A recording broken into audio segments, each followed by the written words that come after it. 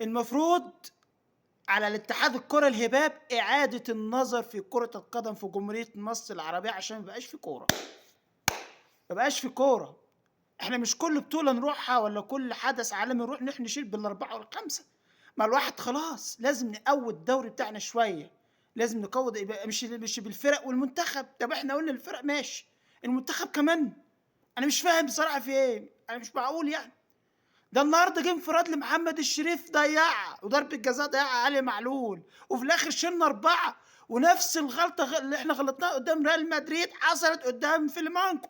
ما حد من واحد خلاص كان هيقول الشلل اللي واحد، انت بتديله الكورة بترجع الكورة ورا المهاجم بتاع فيلمانكو. انا مش فاهم. بعد ما كنا كسبانين خسرنا، وفرقة فيلمانكو والله في المتناول، في المتناول. انا مش عارف نيجي قدام الفرق الكبيرة ما تعرفش اللعيبة واكلين ايه ولا شاربين ايه، ومش عارفين يقفوا على اعصابهم. انا مش فاهم. ده الواحد خلاص